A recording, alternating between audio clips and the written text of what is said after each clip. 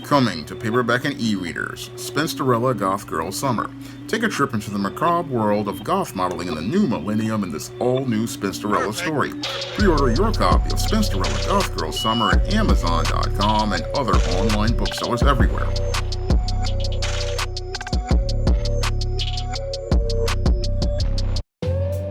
Historical Men in Crisis.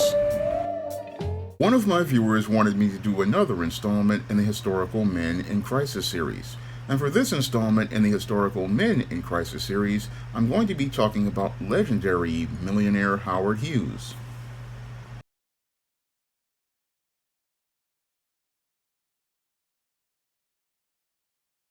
Now, Howard Hughes was one of the wealthiest men in the 20th century. However, even though Howard Hughes had tremendous wealth, he was on the road to being a man in crisis ever since he was very young. Now, Howard Hughes was born the son of a millionaire, Howard R. Hughes Sr., who was a successful inventor and businessman from Missouri. And Howard R. Hughes Sr. basically made his wealth through a two-cone bit roller, which was allowed for rotary drilling for oil in inaccessible places. And he basically leased this technology out and founded the Hughes Tool Company, which started the family's wealth and led to his son, Howard Robard Hughes Jr., basically being born into money. And as Howard Hughes was born into money, he became just as inventive and innovative as his father, but he was on the road to being a man in crisis because tragically he wound up losing both of his parents by around the time he was a teenager, and without his father, who died of a heart attack in 1924, and his mother, who wound up dying in 1922 due to an ectopic pregnancy in his life in his teen years, he really did not have that emotional security or that structure and guidance to guide him as a man. And with him being a boy who basically did not have his father in this critical time, even though he had great wealth, he was basically a man in crisis because he was not really emotionally satisfied and was miserable because even though he had his wealth, he did not have his family. And without that family, basically, Howard Hughes became a person who was dealing with a lot of insecurities, and those insecurities basically started with his obsessive compulsive disorder, an obsessive compulsive disorder that basically led to him starting to become a bit eccentric as related to things, even though he was going on and persevering as related to different businesses. The first business he basically started have to do with medicine because he was dealing with the issue of his parents passing at an early age. So he started an entire medical foundation as related to medicine. That was the first of his businesses. And then later on, what Howard Hughes did was he went into the business of film. And as he went into the business of film, he started to finance movies and started with a short film called Swell Hogan, and then started doing other films during the silent era, such as Everybody's Acting and Two Arabian Nights, and even got a Academy Award for Best Director. The film got the first Academy Award for Best Director, and also did the classic film The Front Page, which was nominated for Academy Awards, and then went on to, after making films like Hell's Angels and Scarface, he then went on to go on to work with RKO Pictures, and as he went to work with RKO Pictures, he then eventually took over the entire company and had maintained control of this company, having great success with it until there was an antitrust lawsuit with the company, and eventually he wound up selling RKO by the end of the 1950s. But that wasn't just one of the businesses he was in. Howard Hughes also had businesses in real estate. He bought a lot of real estate for different companies like his Hughes Aircraft. However, it was his company, Hughes Aircraft, that I believe had a major impact on Howard Hughes as related to his complete mental decline. Now, Howard Hughes was an aviator and somebody who was making innovative planes, and he made a lot of different planes, and he survived several air crashes as related to the building of those planes at Hughes Aircraft. He and made a lot of accomplishments like his round the world flight. He made a round the world flight in 91 hours, which was 3 days, 19 hours, and 41 minutes. And again, had a lot of great accomplishments with different planes that he made in the 1930s. He made a lot of different planes, and basically, I believe, really, with those planes, he started to have issues with the fatal crash of the Sikorsky S-43. Now, the Sikorsky S-43 was the first plane that basically crashed, and I believe what happened with Howard Hughes that basically further exacerbated his issues as related to this situation was with the crash of the Sikorsky S-43, where one of his staff members again wound up and a CAA inspector wound up getting killed. What happened was, after Howard Hughes got injured in that plane, it basically again affected him as related to his whole issue of mortality. That basically had a real serious issue as related to his mortality. And a second plane that wound up crashing in 1946, the XF-11. This one basically was the one that I believe put Howard Hughes further over the edge as related to his insecurities exacerbating as related to his mortality. Things got progressively worse for Howard Hughes because after this plane wound up crashing, it basically severely injured Howard Hughes. And again, this led to him having a crushed collarbone, multiple cracked ribs, a crushed chest with a collapsed lung, which shifted his heart to the right side, and numerous third-degree burns. And all of this, again, led to him having these severe injuries. And in this further, I think, had a serious injury on his mental health. Now, Howard Hughes wanted to try to take pride that his mind was still working, but his mind was basically, as I believe at this point, deteriorating because as he was laying in the hospital bed, he went out here and configured engineers to customize a bed with hot and cold running water, built in 6 sections operated by 30 electric motors and push-button adjustments. And this basically showed me the first signs that Howard Hughes' mind was deteriorating, and deteriorating because of the fear he refused to acknowledge regarding the traumas that he endured from these airplane crashes. Now, airplanes crashes in and of themselves, or accidents, are very traumatizing, and basically Howard Hughes was trying to be this strong man, but the whole thing is that because he didn't have any sort of strength of character to seek out mental health counseling, what happened to Howard Hughes was this was the start of him heading down the road to becoming a man in crisis, trying to not deal with this issue, but looking to escape, according to some reports saying that he was using opiates like codeine to deal with the pain from, again, those burns and those broken bones. And that in and of itself basically showed how he was starting to have issues, but not really dealing with his issues as a man, dealing with all the stresses of being in this situation. And being rich further exacerbated that entire situation. Being rich made it where instead of people telling Howard Hughes what the truth that he needed help from people in the mental health fields, what happened with Howard Hughes is basically he's possibly surrounded with a lot of enablers because he was so wealthy. And because he was so wealthy, he was surrounded by these enablers who just basically went along with him as his entire mind was deteriorating. His mind was starting to deteriorate, I believe, right after the crash of the XF-11. That's when I believe that he was basically starting to have these issues. And again, he managed to, even in that whole situation, it was again very traumatizing because he managed to pull himself out of this plane. And basically, and then a U.S. Marine, again, William L. Durkin, got him out of that plane.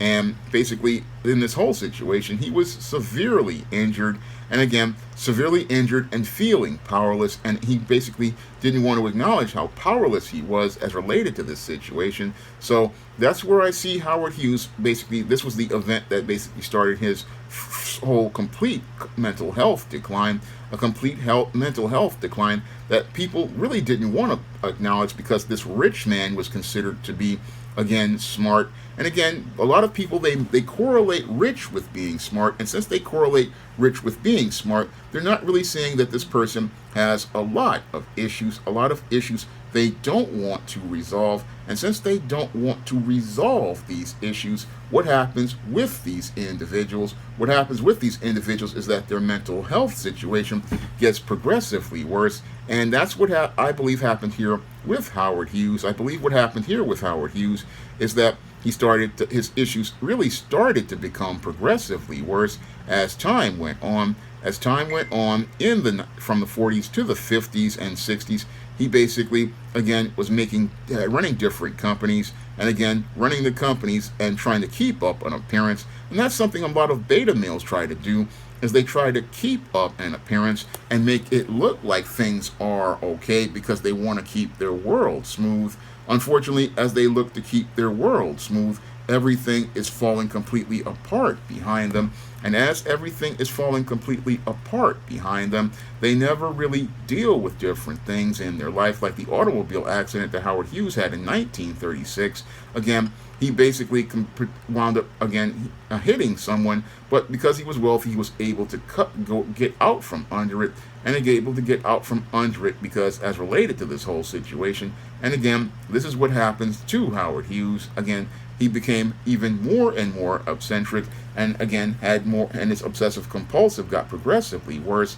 I mean, it got to the point where he basically was eating the same dinner every day, New York strip cooked medium rare, and peas, but only the smaller peas because he pushed the larger ones aside. And his eggs had to be cooked the way his family cook made them. And he basically had this phobia about germs to the point where his behavior became so strange that he would basically be sitting around naked with just a towel in him in a hoax, as related as his whole issues as they got progressively worse. And he started to have mood swings because of his fixations as related to things. I mean, he basically had become so mentally ill that again he was participating in odd behaviors. Again, at one point he was basically looking to screen movies at his home, and basically sat in that room for 4 months, never leaving, eating only chocolate bars and drinking milk, and surrounded by dozens of Kleenex boxes that were stacked and rearranged. I mean, this was mentally ill behavior, but because he was rich enough, he could pay people not to deal with it. I mean, he wrote memos saying that aides were not supposed to look at him or speak to him unless spoke. I mean, this was behavior that was showing this man's mental health was deteriorating, and it was deteriorating again right after this whole accident with the plane. You could see that he was basically sitting there watching the same movie over and over again, continuously watching movies, and again, he wasn't bathing, he wasn't cutting his hair and nails for weeks.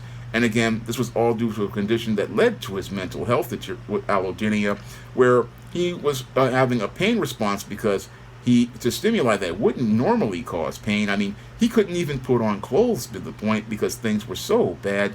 And again, after the screening room incident, where we saw that his mental health had deteriorated, he moved into a bungalow at the Beverly Hills Hotel, where he rented rooms for his aides, his wife, his numerous girlfriends. I mean, he had side pieces. And again, sitting in this bedroom in the Pink Hotel with a napkin over his genitals, still watching movies. Again, this was obsessive behavior because he didn't want to acknowledge his issues as a man and in crisis, and the sad part is you had other people enabling him as he participated in behavior like buying restaurant chains and 4-star hotels that had been founded within the state of Texas, and then go out here and again buy these places again, and buy them, and then again put them under ownership under the Howard Hughes Medical Institute, and again selling them once more. And then one point in 1968 he became obsessed with the movie Ice Station Zebra, having it run continuously on a loop, and watched it over 150 times. And this is because he felt guilty about the failure of the film The Conqueror. But the whole thing is, the film was a flop because he basically just was not in the right place to be able to see what made sense as a story. I mean, he basically was again stuck in a place where his mental health had deteriorated to the point where he wasn't even acting in a logical fashion, but people enabled him, and again enabled him as related to his issues, because he had one serious issue as related to germs, where he would notice dust or stains or imperfections, and then almost immediately, and then demand people take care of them. But instead of taking care of him, they took care of the stains. And again, This is all because Howard Hughes had serious, again, mental health issues as a man in crisis, but sadly nobody dealt with those issues. No, what happened with Howard Hughes? Again, a guy who was extremely social at the beginning of his life, he wound up becoming extremely reclusive, again, completely disappearing, even though tabloids would follow him. I mean, people would speculate about his existence, but the whole thing is that I believe what happened with Howard Hughes is that he got a taste of his own mortality, because when it comes down to a lot of wealthy people, they feel very powerful, and some even feel godlike.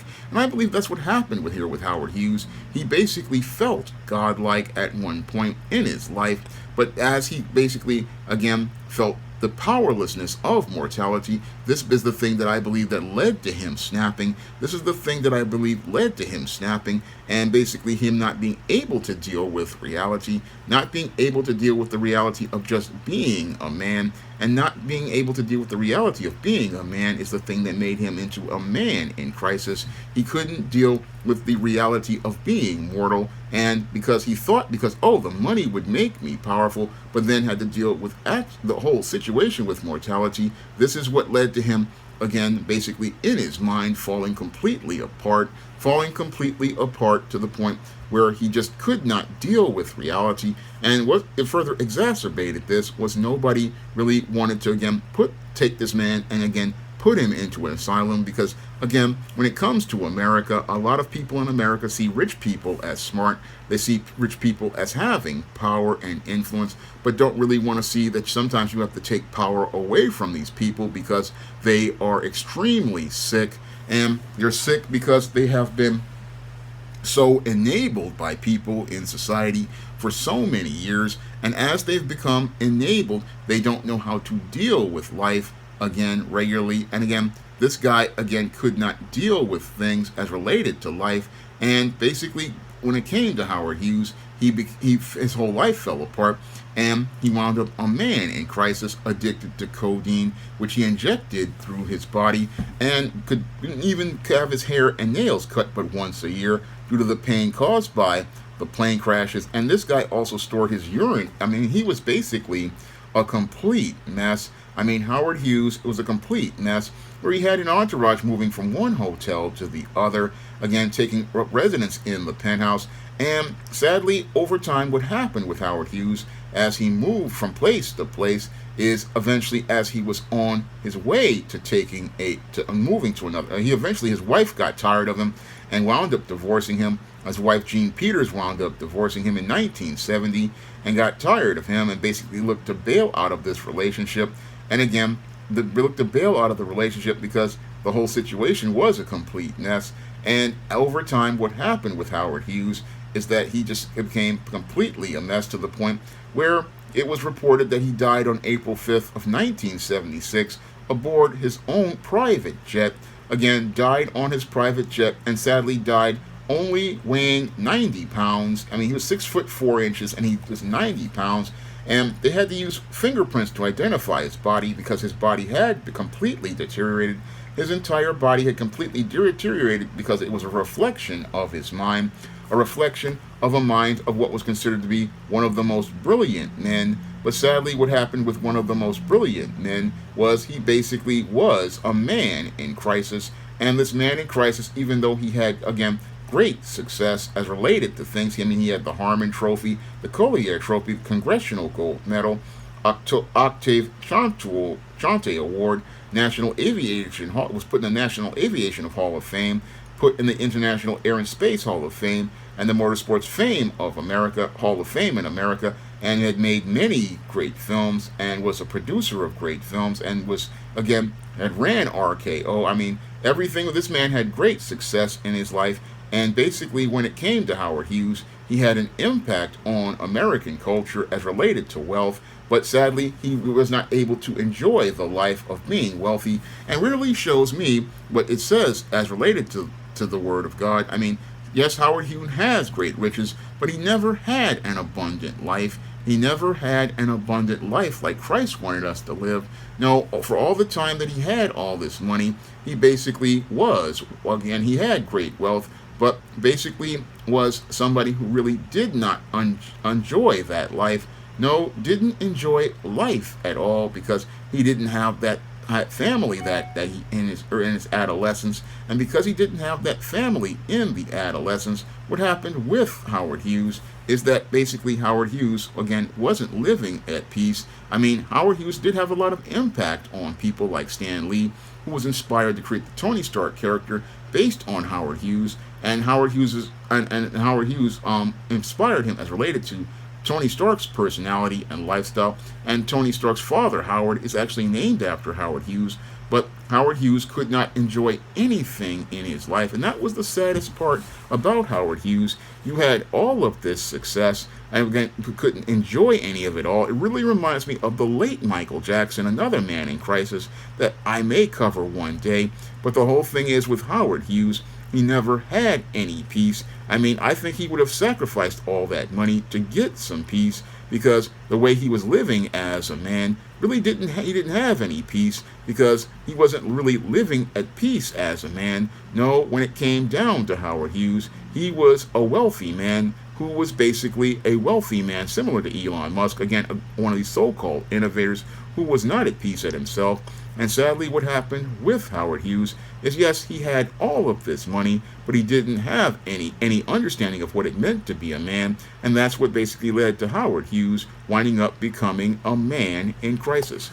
Now, if you want to learn how to identify the behavior of a man in crisis and help someone go out here and live the abundant life that Christ wants them to live, you can pick up my book, The Man Crisis, on Amazon.com in paperback and Kindle format. You can also find The Man Crisis at other online booksellers like Draft to Digital, Google Play, Barnes & Noble, and big box retailers like Walmart and Target.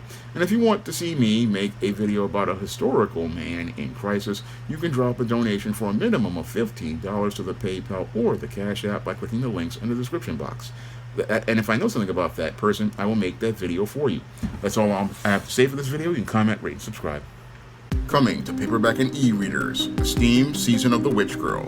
The aspiring angel takes on a wicked teenage witch in this action-packed, all-new Esteem series adventure.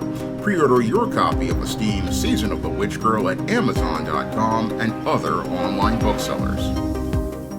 Now available in paperback and e-readers, John Haynes, A Thorn in My Side. The man who rules the world takes on an agent from the CIA from the Black Boule in this all-new John Haynes series adventure.